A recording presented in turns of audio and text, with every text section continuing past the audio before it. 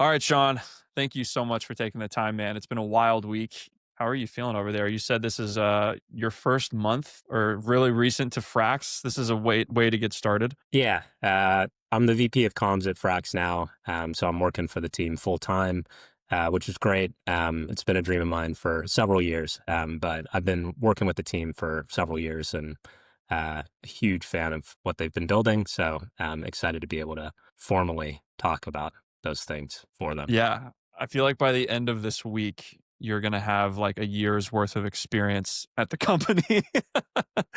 Definitely. um, bring us into your background a little bit. What as we kick off just the conversation around USDH and this proposal and everything that you guys are excited about and bringing forth there. Before we get into that stuff, I'd love to just hear more of your personal background, how you seem extremely passionate about this ecosystem for a long time before even working there. What was the story of how you got involved? How I got involved in crypto was actually through DePIN, which is a different sector than DeFi, but basically this concept of bootstrapping hardware networks using token incentives and finding a way to embed the token into the ecosystem in a way that as the ecosystem grows and as more hardware gets deployed, and these people are kind of collectively doing this around the world for you, it returns value to those people who help bootstrap your network physically, not digitally. My background's in hardware originally. I studied as a mechanical engineer, and then I led hardware teams in medical, and then eventually IoT kiosks. I work for a company called Kimi. They have 5,000 kiosks across the US that are automated key cutting machines. And so from that, I got kind of into DePIN. But some of the DePIN projects I was seeing, it's extremely hard to nail down the tokenomics of bootstrapping the hardware on one side. And oftentimes you don't have network effects until you have a lot of the hardware out. And so the token really suffers before you actually get that adoption. And very few of these DePIN projects have been able to like cross that chasm. Helium is probably the best example of one that has been able to. But maybe in the process, the token holders haven't benefited as much. So through that process, I kind of like reevaluated. Obviously, the technology of blockchain is transformative. And what we come to is the best application for blockchains is revolutionizing finance. And so looking at a more stable approach to, how you can both invest and just be part of the revolution, and that's DeFi, and specifically stablecoins are the killer use case of crypto. And in doing my research, I was trying to see like, who's innovating the most in this space, who's not just like wrapping dollars, who's doing something that's net new, like based on first principles and pushing the boundaries of what's possible here. And that's how I found Frax, who was doing really interesting stuff around algorithmic stablecoins. And then they were also at the time launching a LST in a super competitive space where everybody was worried about Lido, becoming too dominant, and they managed to gain a lot of market share with a very unique like two token system. But really everything they were building was really novel, as well as a suite of products around it, swapping and lending. And now they have their own chain as well. So yeah, that's how I found Frax. They've always been innovators in DeFi. I wrote about them for a while, just explaining the products that they did to the masses. And then more recently, they've pivoted their entire offering to kind of tailor to a genius stablecoin future. So they're building a stablecoin operating system. There's three parts to that. It's frxUSD, which is their new stablecoin. It's not algorithmic like their first one. It's fully backed by tokenized treasuries and built to the genius standard. And then they have Fraxtal, which is their L1 blockchain that burns Frax gas and is very fast settlement times to support a DeFi ecosystem as well as their stablecoin. And then the third part of that, which is launching here very soon, is called FraxNet. And it's basically custom built from scratch architecture that handles the entire minting, earning, redemption process. I'm looking at all of these three things now. So give us this like essentially the spectrum of things that you guys now have. It sounds like there's been recently a pretty clear evolution or added offering in terms of this, specifically when it comes to this FraxUSD fully backed by US Treasury assets. It sounds like that for you specifically was something that like like you said, like this is more than just wrapping dollars. Like give us this sort of compare and contrast of what is traditionally maybe the business of Frax and what that looks like from an algorithmic stablecoin sense compared to this Frax USD. And then we'll get into like what specifically of this spectrum is relevant into this USDH frenzy. Yeah, so there's kind of like two different worlds, that are now in the process of colliding. There's the DeFi world, which is, like DeFi farmers and crypto native capital and CDPs against Bitcoin and ETH and all these like kind of innovative niche products that are kind of testing out like what's possible in DeFi. And then now there's this entirely new wave of TradFi capital coming on board who are more interested in like regulated products, tokenized real world assets, tokenized securities, things like that. And at Frax, we're very focused on one thing, which is stablecoins, as well as like products that support the growth of stablecoins. And what we realized with the dollar and digital dollars is that, once the government comes out with regulations around what qualifies a digital dollar, you have to have a product that meets that standard if you want to be a serious digital dollar that's accepted on traditional payment rails, accepted by banks, all of the above. And so that's what we saw coming down the line, and that's what we wanted to build for. We still have our previous products as well. And I think something that's unique about us is our experience in DeFi innovation and bringing that to the digital dollar in a way that allows more bootstrapping at an early stage, which is, we're going to be talking about Hyperliquid later, but they're still at an early stage with their DeFi ecosystem. Obviously, their PerpDex platform is like top of the line, competes with the best sexes, but their DeFi ecosystem is more nascent. And so we have experience in building out DeFi ecosystems. We're the only proposer that has our own chain and has built DeFi native products onto that chain. So I think that's something that differentiates us. Let's dive into that a little bit in terms of making sense of. We were, just to be clear, I'm not asking this in this like offensive opposition sword fightings question, but I think it's like for the Hyperliquid community specifically, and just generally the market specifically, what we're at Stabledash, what we're really excited about this week, yes, is this Hyperliquid USDH thing. Obviously, that's key, but like for me, this is more of a forcing function of helping the world understand what makes all of these things different. And tell us, in your view, with all of these incredibly different and unique issuing platforms or issuance models, how you think about you kind of touched on it there at the end, like the difference or the differentiation, or hey, here's who Frax is really built for most in the issuance world. Yeah, definitely. So we believe that in a genius digital dollar world, that Genius was passed to encourage innovation amongst stablecoins.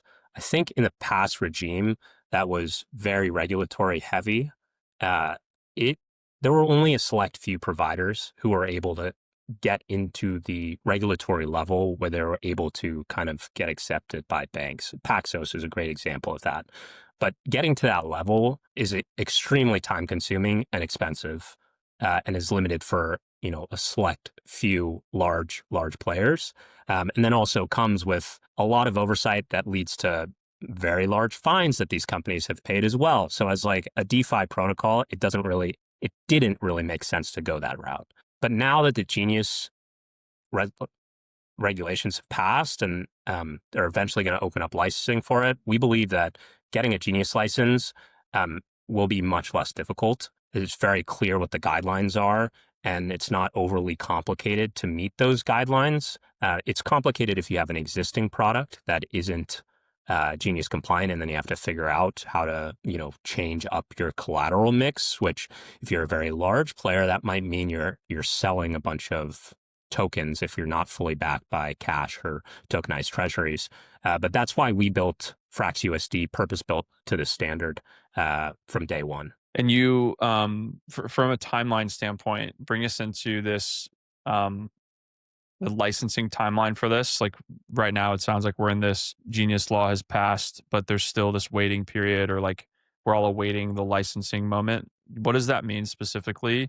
It sounds like you guys are eager and awaiting for this moment where you can go and actually get specifically licensed under something dedicated to this model versus maybe what a Paxos Labs or Bastion has done with their trust charters and things like that.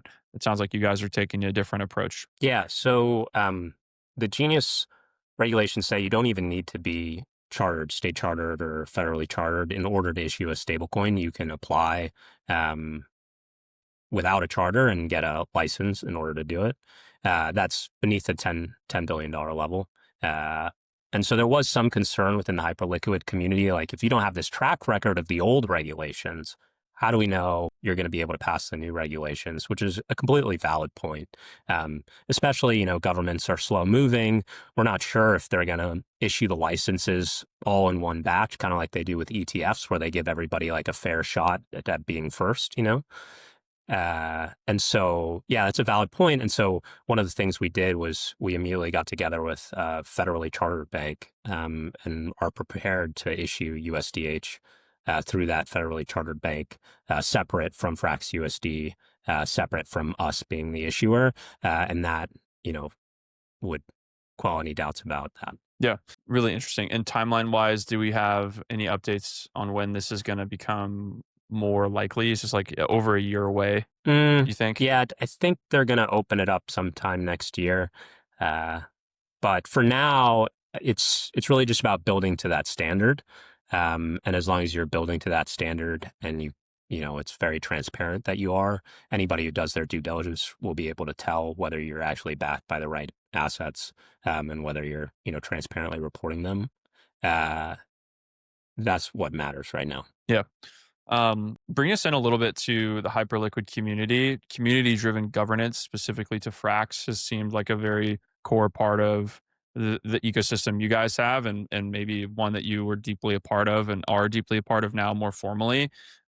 What has been the approach on your side of even starting with this proposal to get something out there now that you guys have, but now think through like engaging with this specific community? What were some things that you felt like they cared about, or just generally the posture that you guys took when putting this proposal forward? Yeah, this is a great question. Everybody who's in crypto is part of some sort of community for some project or protocol, or even just some sector maybe. And these protocols are often very tribalist.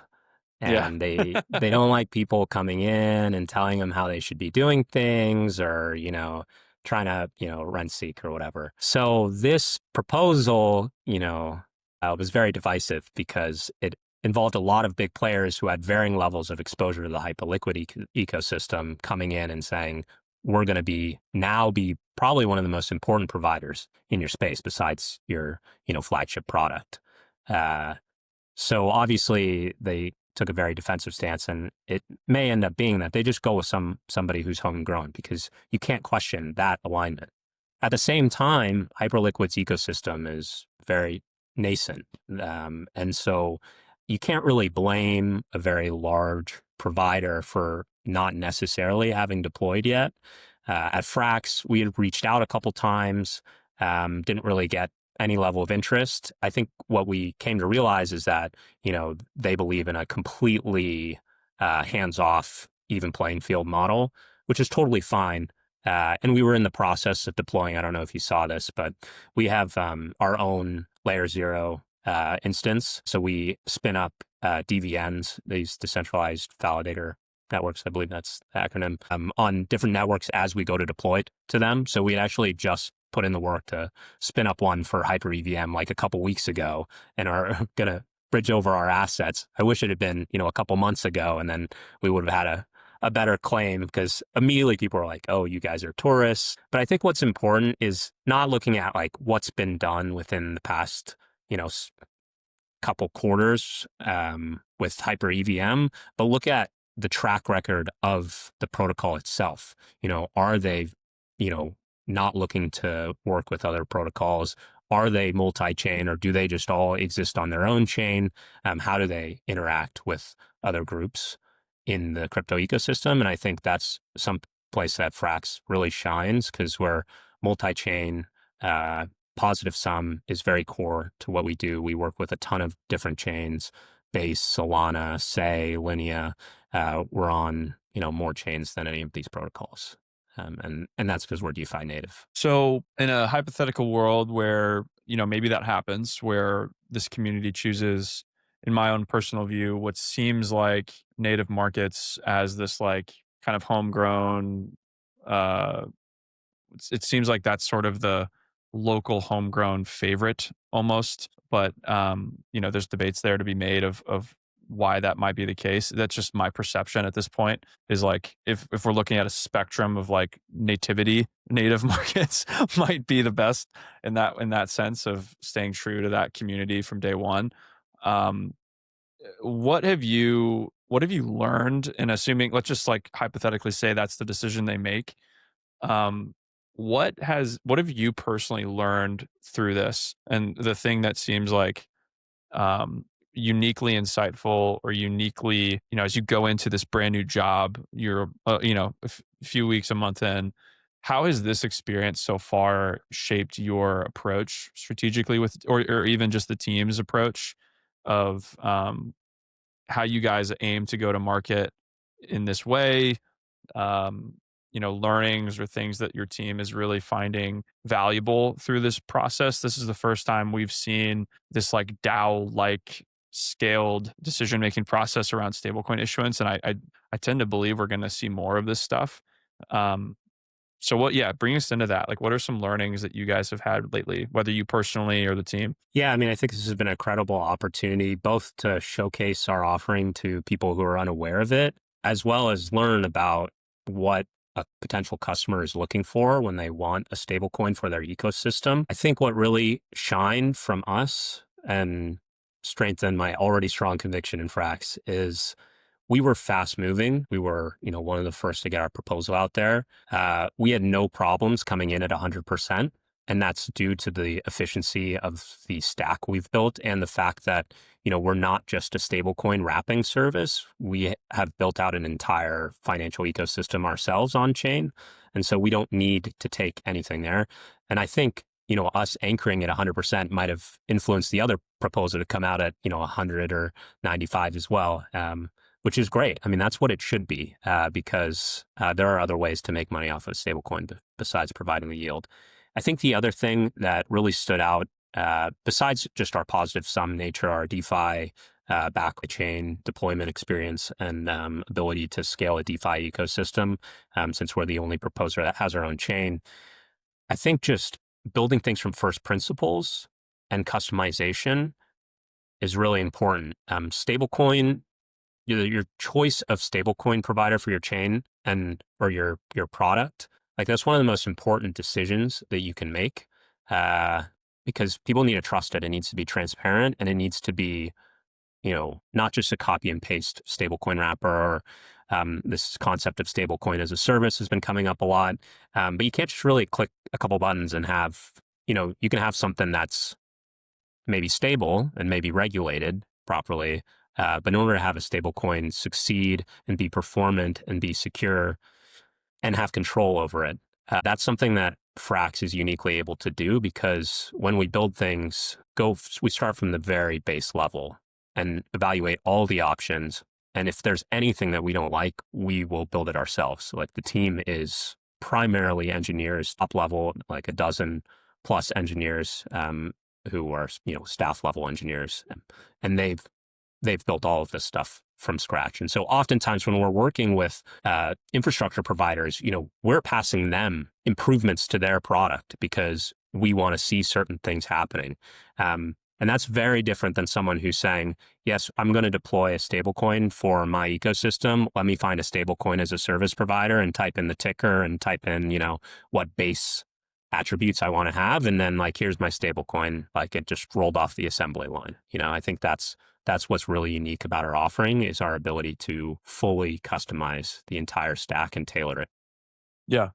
I just think about, and I think there's room for everyone here in different parts of this spectrum. And something like that, I would argue, is really ideal for the right customer. A customer or a platform like Braille, for example, comes to mind where you can extremely easily, within minutes, just get your own branded stablecoin or done for you structure. Um, get maybe, I love that team. I think they're doing great work, but I think just Braille's when, awesome too. Yeah. It but wasn't a that would that stablecoin as a service. I'm not against that. And in fact, like we are happy to work with Braille to like improve their infrastructure. But but it's different to your no, point. Like these are different. Issuance is like almost as bad as custody in terms of a word. You know what I mean? Because it doesn't really define what is happening. And so yes. when you think about a maybe a platform like Braille on this in this vein, or a platform like Frax on the issuance side here, like first principles and complete architecture, like if you use Braille, for example, I know that if you go issue a stablecoin with them, you're going to be tied to all of these things that they have, like their custody infrastructure, their wallet tech, their compliance engine.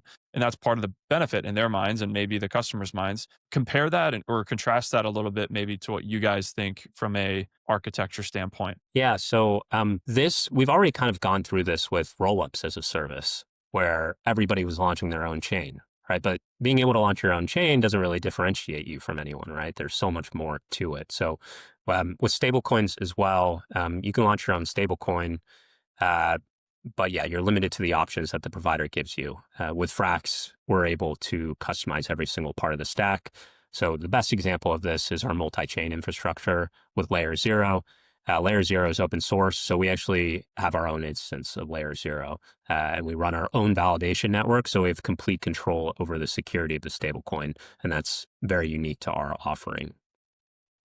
And so what I was surprised with Hyperliquid, because they're super DeFi native and they also built a really performant product from first principles, is that I thought they would be very excited about that sort of same DNA in our product. But I think at the size that they're at now, what they were really excited about was kind of crossing the chasm into the regulated TradFi world. I think something, that was really exciting to them was being on PayPal and being on Venmo. But something I was trying to argue for is that, people on Venmo aren't going to be using USDH. They don't even use PYUSD, PayPal's US dollar, because they don't need to. They just have their dollars and they're used to using their dollars.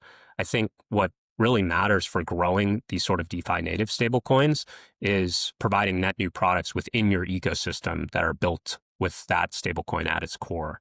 So I think all of these issuers, they're going to have to look inwards first and figure out how to scale within the Hyper-EVM system, both scale the stablecoin, but also scale the builders and the products within the ecosystem, working in positive sum first. And then TradFi, they'll come in. If your ecosystem gets exciting enough, interesting enough, has novel products, they're going to come in just like they came in for the Hyperliquid perps product. Yeah.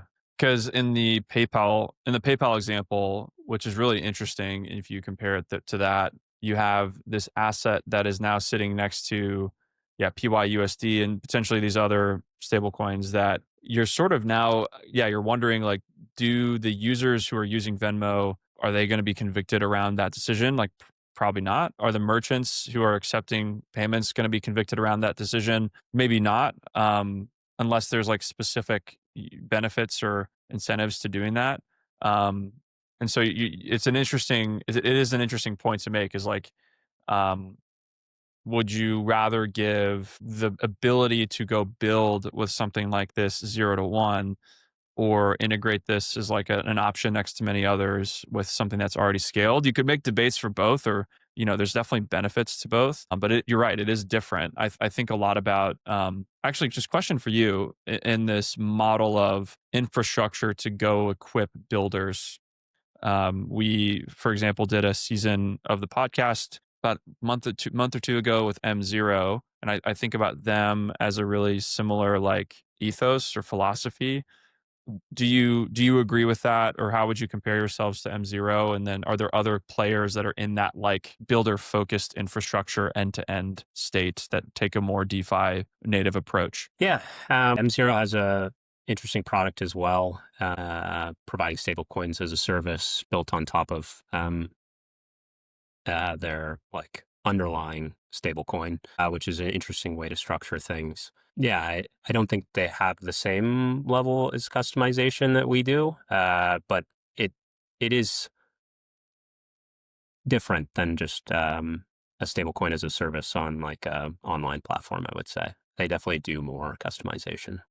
So like M extension is their stablecoin, and then they're extending that single stablecoin into these sort of branded ecosystems. But Frax does almost like what they've done with M every single time in a way, if I'm understanding it. Well, so that was what we were offering Hyperliquid. This is a really interesting point about the like levels of wrappers, because I think some of the feedback we got was that frxUSD is wrapped tokenized treasuries. And if originally we said we're going to back USDH with frxUSD, so now you're wrapping it again. I think people have a very negative reaction to wrapping. It just sounds like it's not as good as the real thing, right? And then there have been, security instance issues with bridges and stuff. But the way we build our system, everything is like natively minted and highly secure in a way that, like traditional bridges where they become honeypots, like it's not like that. So I think in this new age, like people are going to just have to get more comfortable with tokenized treasury wrapping. In an ideal world, you have direct access to the Fed, but tokenized treasuries are better than actually having them in a separate bank account, because they're on chain, they're visible, you can transparently stream the yield. You start accruing the yield instantly versus having settling time. So, yeah, but that was interesting feedback as well. So I think we have to be prepared to replicate the stack for somebody who wants it. But at the same time, there's a lot of benefits to having this underlying infrastructure that's kind of pooling liquidity that already is set to go and doesn't require additional audits in order to deploy something new, things like that. Yeah, man. Super interesting stuff. Thank you. I know you've been doing a lot of media the last couple of days, so I just thank you for the time. And it's been really interesting. We have yet to spend much time digging into Frax, and so hopefully this is one of many conversations and more depth and more insight to come from our side on what you guys are building. Everyone I speak to, every time I open X and look into this stuff, everyone's super hyped up. So I'm on Frax, and I'm excited to just continue to unfold like what's going on, and really for us, something we're excited to see is these real world use cases that come to life because of you guys. And um, any final thoughts that you would leave mainly the Hyperliquid community with as we enter this voting phase, or proposals are wrapping up phase, that you would just want to make sure that as they approach that final decision, what you would want to make sure that they know about you guys and how you're thinking about them? Yeah, I think we're in the process of deploying our assets to Hyper EVM, so they'll see frxUSD there pretty soon and see what we're capable of. I think if we're not going to be the ones chosen, that they should push for whichever team is chosen to like, consult with us on the infrastructure side, because we are, building things from the ground level, and we can certainly advise on how to give them the most control over USDH beyond typical stablecoin as a service provider, which I think is what they're looking for. Yeah, I think, there's so much work to be done after the issuance. So I'm looking forward to seeing what that looks like for them. And if Frax can play a role, that'd be great. Cool, man. All right. Well, good luck in the new seat, in the new role. Thank you. Lots Yeah, to if be you ever have built. questions about Frax, let me know. All right, man. Thanks, Sean. Appreciate your time.